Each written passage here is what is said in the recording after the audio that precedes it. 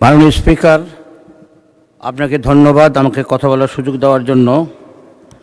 সেই সঙ্গে আমি ধন্যবাদ জানাচ্ছি ঢাকা 16 আসনের জনগণকে আমাকে সংসদ সদস্য হিসেবে নির্বাচিত করে এই কথা বলার সুযোগ সৃষ্টি করার জন্য।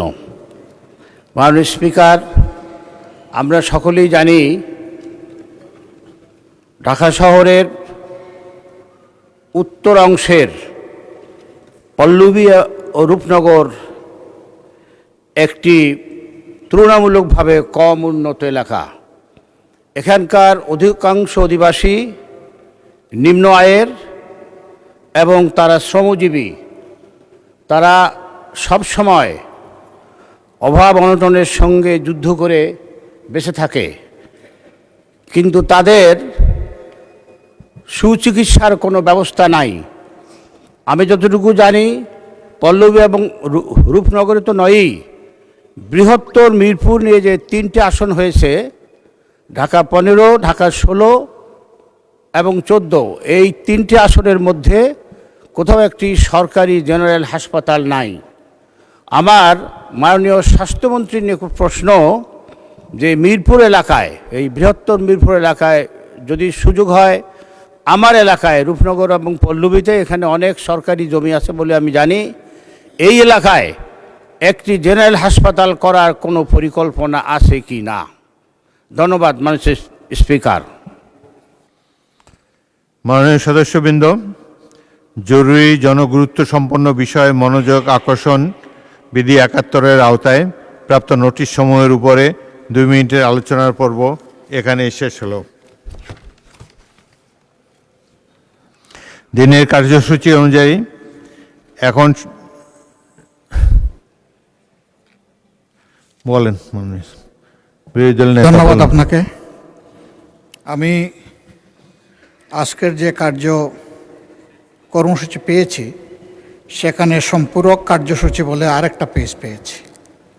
তো এখানে কিছু বিল সামনে আনা হয়েছে এবং এগুলা অধ্যাদেশকে কেন্দ্র করেই হয়েছে বলে আমার ধারণা। যদি তাই হয়ে থাকে, তাহলে 133টা অধ্যাদেশ এটাকে যাচাই বাছাই করার জন্য একটা বিশেষ কমিটি হয়েছিল। সেই কমিটি থেকে একটা রিপোর্ট সেদিন পেশ করা হয়েছে, আপনি যেটা অনুমোদন করেছেন। সেখানে কিছু অধ্যাদেশ ল্যাপসের প্রস্তাব আছে। আমরা এই বিষয়গুলো আগের যে নোটিশ পেয়েছিলাম তার সাথে মিলিয়ে আমরা দেখলাম, যেগুলো ল্যাপস করা হয়েছে প্রস্তাবনায়, সেগুলো খুবই গুরুত্বপূর্ণ এবং এটা জুলাই স্পিরিটের সাথে সম্পৃক্ত। আমি আপনার বরাবরে বিনয়ের সাথে বলবো যে আমরা এই বিষয়ে আলোচনা করতে চাই এবং সেটা সংসদের প্রপার্টি। সংসদে এই বিষয়ে আমাদেরকে আলোচনার সুযোগ যেন তৈরি করে দেওয়া হয়। ধন্যবাদ মাননীয় স্পিকার। মাননীয় আইনমন্ত্রী কিছু বলবেন? বলুন। স্পিকার, মাননীয় বিরোধী দলীয় নেতা যে 2টা বিলের ব্যাপারে আজকে উত্থাপন করেছেন, উনি হয়তো এটা মিস করে গেছেন। এটা কোনো অধ্যাদেশ থেকে উৎসারিত কোনো আইন নয়, এটা ফ্রেশ বিল আকারে 2টি মন্ত্রণালয় পাঠিয়েছেন। এই 2টি বিল 133টা অধ্যাদেশের অন্তর্ভুক্ত নয়, ফলে এটা ফ্রেশ বিল আকারে আসছে। আর উনি যে একটা আলোচনার কথা বলেছেন, 133টা অধ্যাদেশের বিষয়ে আপনাদের সামনে যখন আসবে তখন উত্থাপন করব। ওনারা যেটা বলছেন আমরা ল্যাপস করেছি, কোনোটা হেফাজত করা হচ্ছে, আমরা পরবর্তীতে বিল আকারে অধিকতর যাচাই বাছাই করে আপনাদের সামনে সেগুলো আনব মাননীয় স্পিকার। সেটা যথাসময়ে উত্তর দেব আমরা। মাননীয় স্পিকার, আপনাকে ধন্যবাদ। ধন্যবাদ মাননীয় বিরোধী দলের নেতা। আজকে আমরা 2টা বিল, আপনি আমারটা একটু শুনুন। আজকে আমরা 2টি বিল সম্পর্কে আলাপ আলোচনা বিবেচনা করব। এগুলো তো সর্বসম্মতিক্রমে যে 2টি বিল এখানে এসেছে, সেটি ওই বিরোধী দল নেতাকে মাইক দেন।